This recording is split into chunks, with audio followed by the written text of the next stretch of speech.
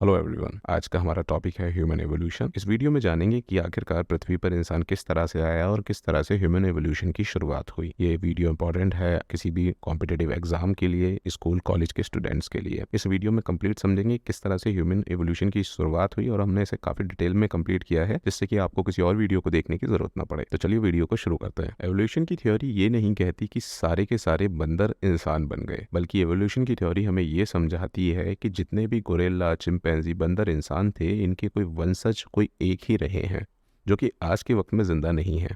अगर हम इसे इमेजिन करने की कोशिश करें, एक विजुअलाइज करने की कोशिश करें, तो जैसे कि पेड़ होता है और पेड़ की स्टेम होती है और उससे टहनियाँ बाहर की तरफ निकलती हैं, उससे फ्रूट्स आते हैं। तो आप जो स्टेम है उसको विजुअलाइज कर सकते हैं, एक जो हमारा एक स्टार्टिंग लिविंग ऑर्गेनिज्म रहा होगा, जहाँ से हमारी शुरुआत हुई। और जो हमारे आज लिविंग ऑर्गेनिज्म हैं जितने भी सारे, उन्हें आप टहनियाँ या फ्रूट्स की तरह इमेजिन कर सकते हैं। कुछ क्वेश्चन हमेशा हमारे दिमाग में आते हैं कि इन्हीं सभी लिविंग ऑर्गेनिज्म में से कुछ गोरिल्ला, कुछ चिंपैंजी, कुछ बंदर, कुछ इंसान आखिर क्यों बने। 1859 चार्ल्स डार्विन की बुक है द ओरिजिन ऑफ स्पीसीज। ये बुक हमें समझाती है कि आखिरकार नेचुरल सिलेक्शन किस तरह से होता है। The theory of natural selection. Reproduction के टाइम पे जीन्स में कुछ बदलाव होना और एक न्यू स्पीसीज का बर्थ होना, और शायद वो स्पीसीज एनवायरनमेंट के लिए ज़्यादा अच्छे से फिट हो पाए, वही है नेचुरल सिलेक्शन। एग्जाम्पल के तौर पे हम इसे इस तरह समझने की कोशिश करते हैं। मान लीजिए कुछ चूहे हैं, जिसमें कि कुछ चूहे हमारे ब्लैक हैं और कुछ चूहे हमारे टैन हैं, मतलब कि थोड़े ब्राउन हैं या भूरे हैं थोड़े से। और मान लीजिए वो एक एरिया की तरफ शिफ्ट कर रहे हैं, जो कि एरिया वहाँ पर जो रॉक्स हैं वो ब्लैक हैं। तो जो ब्लैक वाले वहाँ पर माउस होंगे, उनको देख पाना किसी बर्ड्स के लिए थोड़ा मुश्किल है। और जो वहाँ टैन वाले थोड़े से लाइट कलर के माउसेस हैं, उन्हें देख पाना ज़्यादा आसान है और उन्हें इजीली कोई भी बर्ड खा सकता है। तो वाइट वाले माउस को इजीली कोई भी बर्ड खा जाएगा और ब्लैक वाले माउस के लिए जिंदा रहना ज़्यादा आसान था। यही होता है नेचुरल सिलेक्शन। हम कुछ लोगों के दिमाग में एक मिथ होता है कि जो ज़्यादा फिजिकली फिट होता है वही इंसान ज़्यादा सर्वाइव कर सकता है, या वही इंसान किसी भी एनवायरनमेंट में फिट हो सकता है या किसी भी एटमॉस्फेयर के अंदर। पर according to the Charles Darwin, वो कहते हैं कि अगर कोई भी चीज़ अपने आसपास के एनवायरनमेंट में जितने अच्छे से फिट हो सकता है, वही होता है हमारा सर्वाइवल ऑफ द फिटेस्ट। यहाँ से शुरू करते हैं हमारा first organism, first universal common ancestor. उस टाइम ना कोई जीन्स थे ना डीएनए, बस कुछ फ्री फ्लोटिंग न्यूक्लियोटाइड्स थे जो आरएनए में असेंबल हो गए, यानी मर्ज हो गए। एक मॉलिक्यूल बना पीटीसी नाम से और ये सेल्फ ऑर्गेनाइज्ड कर गया, जिससे ये फूका बना। हम सबका ये पहला एंसेस्टर एक सेल तक नहीं था। अब दिमाग में एक सवाल तो आएगा कि जो फूका था, क्या ये लिविंग ऑर्गेनिज्म था या एक नॉन लिविंग ऑर्गेनिज्म था। देखिए, एक वायरस खुद से ना तो ग्रो कर सकता है ना रिप्रोड्यूस कर सकता है, उसे हमेशा एक होस्ट की ज़रूरत पड़ती है। आज से 3.8 मिलियन ईयर एगो फूका इवॉल्व कर जाता है और एक यूनिसर्कुलर ऑर्गेनिज्म में इसको हम बोलते हैं Luca, the last universal common ancestor. Eukaryotes और प्रोकैरियोट्स के अंदर आपने स्कूल में डिफरेंस पढ़ा ही होगा। जो आपके यूकैरियोट्स होते हैं उनके अंदर प्रॉपर न्यूक्लियस होता है और प्रोकैरियोट्स के अंदर प्रॉपर न्यूक्लियस नहीं होता।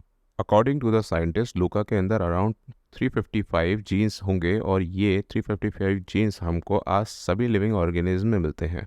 जुलाई 2016 में एक बड़ी नई डिस्कवरी हुई और साइंटिस्टों ने पता लगाया। यूनिवर्सिटी ऑफ डुसेल्डॉर्फ इन जर्मनी के विलियम मार्टिन ने ये डिस्कवर किया। इस डिस्कवरी से सिर्फ 4 महीने पहले साइंटिस्ट ने एक सिंथेटिक सबसे छोटा सेल बनाया, जिसके अंदर 473 जीन्स थे। ये अपने आप में सरवाइव कर सकता है और रिप्रोड्यूस कर सकता है। लेकिन लूका में तो इससे भी कम जीन्स थी, फिर वो कैसे सरवाइव कर गया। इसलिए लूका को भी हाफ अलाइव ही क्लासिफाइड किया जाता है कि लूका प्रॉपरली लिविंग नहीं था। और जो भी वायरसेस को हम आज देखते हैं, माना जाता है या तो वो लूका से पहले आए होंगे या लूका के साथ ही डेवलप हुए होंगे। एक्चुअली वायरसेस ने शुरुआत से ही एवोल्यूशन में काफ़ी इंपॉर्टेंट रोल निभाया है।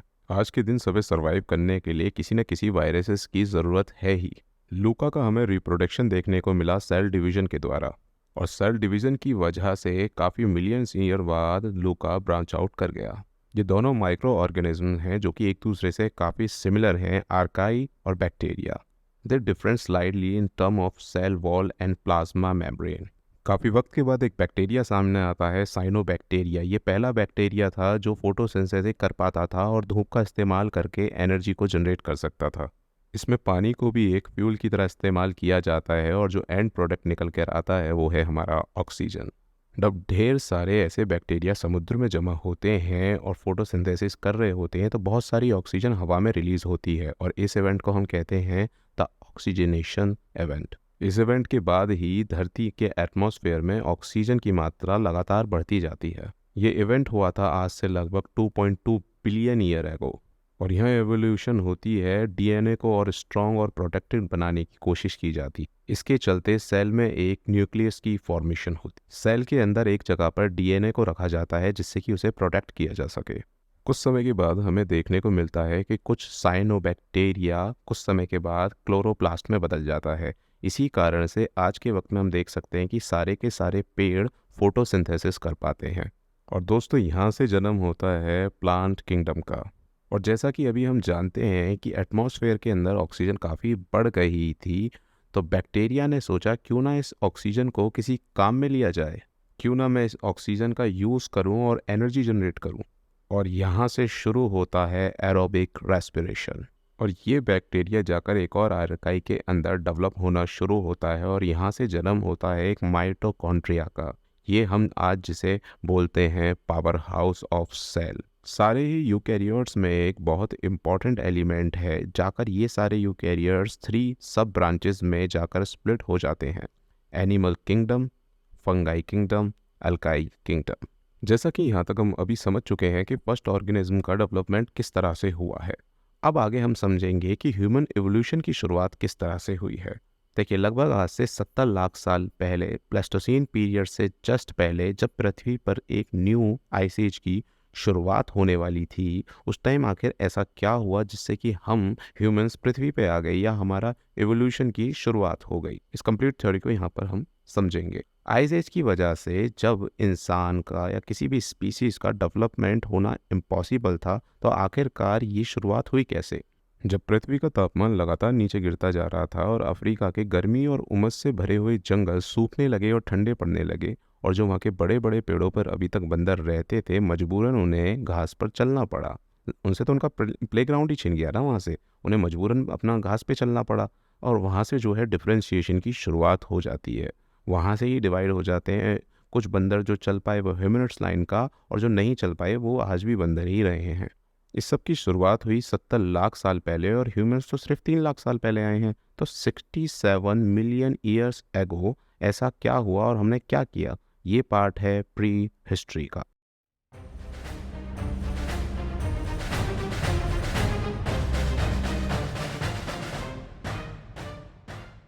जहाँ से मानवता की शुरुआत हुई, होमिनिड्स की शुरुआत हुई, उसमें जो पहला क्रिएचर सामने आया उसे कहा गया सैलांथ्रोपस। उसके बाद जो सामने आया उन्हें कहा गया आर्डिफिटिकस 5.8 से लेकर 4.3 बिलियन ईयर्स एगो। उसके बाद आया एस्ट्रोलोफिटिकस 4.2 से लेकर 1.78 बिलियन ईयर्स एगो। उसके बाद आया पैरांथ्रोपस 2.78 बिलियन से लेकर 1.2 बिलियन ईयर्स एगो। उसके बाद सामने आए होमो 2.4 बिलियन ईयर्स से लेकर अभी तक। ये सारी ह्यूमनिड्स लाइन वक्त के संग संग ग्रो कर रही थी और सभी ह्यूमनिड्स इंडिपेंडेंटली ग्रो होते जा रहे थे। इन सभी को देखकर साफ तौर पे पता चल सकता है कि इनके स्कल का साइज भी लगातार बढ़ रहा था और इनकी इंटेलिजेंस भी कहीं ना कहीं हर रोज वक्त के साथ साथ बढ़ती जा रही थी। वक्त के साथ साथ इनका दिमाग अपनी सीमाओं से आगे जा रहा था और ये नई नई चीज़ों को डेवलप कर रहे थे। तो यहाँ से चीज़ों की शुरुआत होती है और हम पहले बात करेंगे ऑस्ट्रेलोफिटिकस। ये जो ऑस्ट्रेलोफिटिकस थे, ये जो वर्ड है ये एक लैटिन वर्ड है और ये इसका मतलब होता है साउथर्न एप। और इनका जो टाइमलाइन रहा वो रहा 5.5 बिलियन ईयर एगो से लेकर 1.5 बिलियन ईयर एगो, और ये पाए जाते हैं ईस्टर्न और साउथर्न अफ्रीका के अंदर। अब इनकी काबिलियत के बारे में बात कर लेते हैं। जो इनका ब्रेन केस था ये बढ़ता जा रहा था और उन्होंने स्टोन को फर्स्ट टाइम यहाँ तोड़ दिया था। उनके ब्रेन का केस का साइज वॉल्यूम में हम मेजर करते हैं और उनका ब्रेन का जो साइज था वो था 400 क्यूबिक सेंटीमीटर इन वॉल्यूम। इसके बाद आ जाते हैं हमारे होमो हैबिलियस। अभी ना ये झुककर चलते थे, थोड़ा सा ये प्रॉपरली खड़े नहीं हो पाते थे। ये 2 पैरों पे चलने लगे थे पर ये थोड़ा झुककर चलते थे।